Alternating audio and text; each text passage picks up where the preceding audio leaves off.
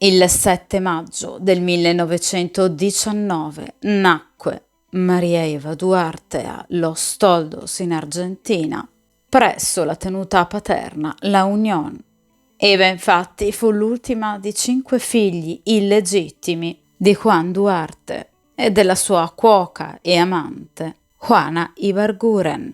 Conosciuta tutt'oggi come la grande Vita Perón, fu un'attrice, fotomodella, politica e sindacalista argentina, seconda moglie del presidente argentino Juan Domingo Perón e amatissima First Lady argentina. La sua figura, tuttora oggetto di rispetto e venerazione, contribuì alla piena concretizzazione e realizzazione dei diritti civili e politici dei più poveri, donne, anziani, bambini e lavoratori, grazie ad una politica sociale puntuale, attenta e umana.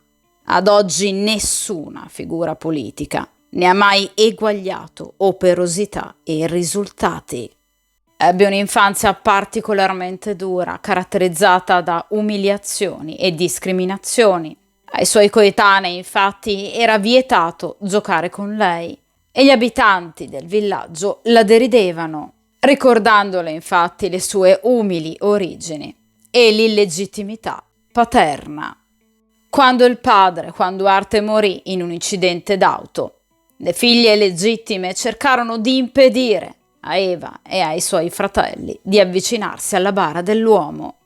Evita raccontò in seguito come quella fu la prima volta che provò indignazione dinanzi all'ingiustizia. In periodo scolastico, intanto, crebbe la sua predisposizione artistica, amava recitare e si convinse di voler diventare una grande attrice. A nemmeno 16 anni partì dunque per Buenos Aires e iniziò a recitare senza sosta, seppur come comparsa e in ruoli ben poco pagati. Per aumentare le sue entrate, essendo veramente di bell'aspetto, lavorò anche come fotomodella su riviste di spettacolo e come annunciatrice e anche attrice di soap opera. Successivamente ebbe molto successo come interprete principale di alcuni radiodrammi. La sua situazione economica dunque con il tempo migliorò e nel 1942 poté acquistare un bel appartamento in un quartiere elegante di Buenos Aires. Il 15 gennaio del 1944 la città di San Juan fu distrutta da un terribile terremoto che causò più di 10.000 morti. Il 22 gennaio dello stesso anno fu organizzato un evento mondano, un festival benefico, con la finalità di raccogliere fondi per la ricostruzione della città e supporto ai superstiti. E fu proprio quel giorno che Evita conobbe Juan Domingo Perón, vedovo, colonnello dell'esercito, che il 4 giugno del 1943, con un colpo di stato militare, aveva finalmente messo fine al corrotto governo conservatore che aveva imperversato in Argentina nel cosiddetto decennio infame e che aveva governato con brogli, malefatte e vile nepotismo. Il loro amore sbocciò sin da subito e addirittura nel mese di febbraio Evita e Perón iniziarono una felice convivenza nell'appartamento di lei a Buenos Aires. Evita fu nominata presidente del sindacato Associazione Radicale Argentina, mentre Perón, in qualità di ministro del lavoro e della guerra e vicepresidente dell'Argentina, aumentò i salari, creò tribunali del lavoro e migliorò i sistemi di aiuto sociale. Il crescente riconoscimento da parte della popolazione nei confronti di Perón e ovviamente anche di Evita e dunque l'enorme seguito e potere che ne conseguivano spaventarono molto il presidente argentino in carica, ossia Julián Farrell, che dunque obbligò Perón a dimettersi dalle sue cariche. Perón si dimise, ma questo provocò grande agitazione e sommosse tra la classe operaia. Perón, dunque accusato di incitare le masse, fu dapprima arrestato e portato sull'isola di Martín García nel mezzo del Rio de la Plata, per poi essere addirittura internato nell'ospedale militare di Buenos Aires. La popolazione coraggiosa e stanca il 17 ottobre del 1945 Diede vita a quella che tutt'oggi è ricordata come la famosa marcia dei Descamisados, in cui i manifestanti occuparono Plaza de Mayo chiedendo la liberazione di Perón e il suo ritorno al governo. E così fu, Perón fu liberato e riammesso alle sue vecchie funzioni. Il 22 ottobre, Juan Domingo Perón sposò la sua Evita. Il 24 febbraio del 1946, Juan Domingo Perón venne eletto presidente della Repubblica Argentina e fondò il partito peronista.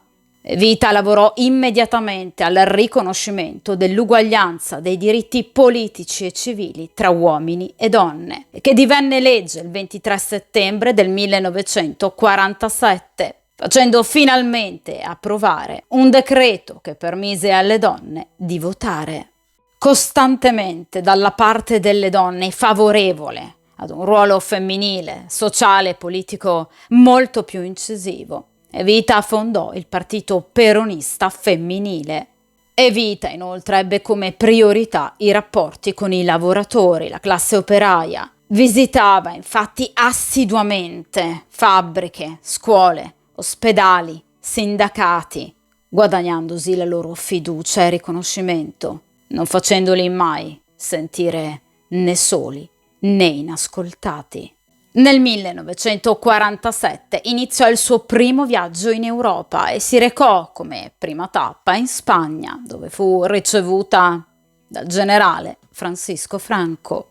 Il suo arrivo in terra iberica fu un successo, fu addirittura proclamato giorno di festa nazionale ed Evita ovviamente non mancò di visitare i quartieri poveri e gli ammalati, abbracciandoli, stando al loro fianco e regalando loro denaro, come era solita fare in Argentina. Fu poi la volta dell'Italia. A Roma fu accolta con gioia da Papa Pio XII. Poi ovviamente proseguì in Portogallo, in Francia e in Svizzera. Tornata in Argentina, organizzò un'assistenza sociale chiamata Crociata María Eva Duarte de Perón, che si occupava di dare assistenza infermieristica alle donne senza fissa dimora, concedere sussidi e assegnare abitazioni temporanee. Creò poi anche la famosissima Fondazione Eva Perón, che si occupava di migliorare le condizioni di vita di bambini, anziani, ragazze madri e donne povere. I risultati concreti, pratici di questa fondazione furono straordinari, ossia, grazie a questa fondazione si costruirono in tutto il territorio argentino ben 12 ospedali che ancora oggi portano il suo stesso nome, 4 case di cura, 4 case di riposo, numerosi orfanotrofi, scuole, campi estivi e centri di accoglienza per donne povere e sole. Inoltre si concessero prestiti, posti di lavoro, borse di studio e case popolari. Si realizzarono mense scolastiche per ogni istituto scolastico e convitti annessi alle scuole. Ed infine si istituirono nuove scuole per infermieri e laboratori di igiene e profilassi per debellare patologie endemiche quali la tubercolosi, la malaria, la sifilide e la lebbra. Il 9 gennaio del 1950 Evita svenne in pubblico e fu operata 3 giorni dopo di appendicite. Durante la permanenza in ospedale le fu però anche scoperto un tumore all'utero. I medici le consigliarono un'isterectomia totale, ma Evita temporeggiò, probabilmente troppo. Nel frattempo, infatti, il popolo argentino, sindacalisti, classe operaia, donne peroniste chiesero a Evita e Perón la ricandidatura rispettivamente a vicepresidente e presidente dello Stato argentino. Evita inviò al suo amato popolo un ormai famoso messaggio radiofonico in cui annunciò la sua intenzione di rinunciare alla sua candidatura e lo fece con queste parole: «Ho solo un'ambizione personale, che il giorno in cui si scriverà il capitolo meraviglioso della storia di Perón, di me si dica questo: c'era al fianco di Perón una donna che si era dedicata a trasmettergli le speranze del popolo, Di questa donna si sa soltanto che il popolo la chiamava con amore Evita. Ormai la notizia della sua grave malattia si era già ampiamente diffusa e una grande tristezza pervase l'Argentina. Gli svenimenti di Evita continuarono per tutto il 1951. In ogni occasione pubblica si mostrava forte e determinata, ma la sua debolezza era più che evidente per l'avanzamento del cancro. Il 5 novembre del 1951 Evita Peron fu finalmente operata e 6 giorni più tardi votò dal suo letto di ospedale per le elezioni presidenziali, elezioni che poi il marito vinse, divenendo per la seconda volta presidente argentino. Il 1 maggio del 1952, sostenuta fisicamente dal marito alle sue spalle, tenne il suo ultimo discorso pubblico dal balcone della Casa Rosada. Il 7 maggio, giorno del suo 33° compleanno, Perón nominò sua moglie leader spirituale della nazione argentina. Ormai prevalentemente allettata, pesava solo 37 kg. Evita fece la sua ultima apparizione pubblica il 4 giugno del 1952, a fianco dell'amato marito, in piedi sull'auto presidenziale, a cui riuscì a partecipare soltanto grazie all'uso di potenti antidolorifici e di uno speciale sostegno metallico. Nell'ultimo mese di vita alcuni studiosi sostennero che Evita fu sottoposta segretamente a lobotomia come terapia palliativa per i fortissimi dolori che il cancro le procurava. Alle 3 del mattino del 26 luglio entrò in coma. Alle 20:25 circa di quel giorno morì. Da quel giorno a quella stessa ora, sino alla deposizione di Perón nel 1955, ogni giorno i notiziari della sera si interrompevano pronunciando queste parole.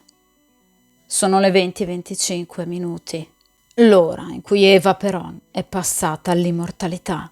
Quel giorno fu decretato lutto nazionale per un intero mese ed il suo libro autobiografico La razón de mi vida divenne lettura obbligatoria in tutte le scuole. Lo stesso medico spagnolo che aveva collaborato all'imbalsamazione di Lenin, Pedro Ara, mummificò il cadavere di Evita, che coperto da una bandiera bianca e azzurra fu posto in una bara di vetro trasparente ed esposto alla segreteria del lavoro. La fila di visitatori era lunga chilometri e le persone aspettavano anche un'intera giornata pur di riuscire a darle l'ultimo saluto. Successivamente la bara fu portata con un corteo di milioni di persone alla Confederazione Generale del Lavoro, il principale sindacato argentino. 3 anni dopo, nel 1955, un nuovo colpo di stato militare depose Perón, che si rifugiò in esilio in Spagna. Il nuovo governo, temendo che il corpo di Evita si sarebbe trasformato in un luogo di culto per gli oppositori, nascose per molti anni la salma di Eva Perón, che vagò per molto tempo in numerosi edifici militari argentini e per oltre 16 anni non se ne seppe più nulla. La salma approdò addirittura in Italia, ovviamente in gran segreto, e fu seppellita nel cimitero maggiore a Milano sotto il falso nome di Maria Maggi, vedova De Magistris. Cambiati i vertici di governo in Argentina, il 1 settembre del 1971 il corpo fu riesumato e riconsegnato a Perón a Madrid, ma soltanto nel 1974 la salma di Evita tornò in Argentina, poiché appunto Perón fu rieletto di nuovo presidente nel 1973. Quando poi Perón morì, egli lasciò la guida del paese alla sua terza moglie, Isabel Martínez de Perón, che divenne appunto facile preda degli oppositori del marito.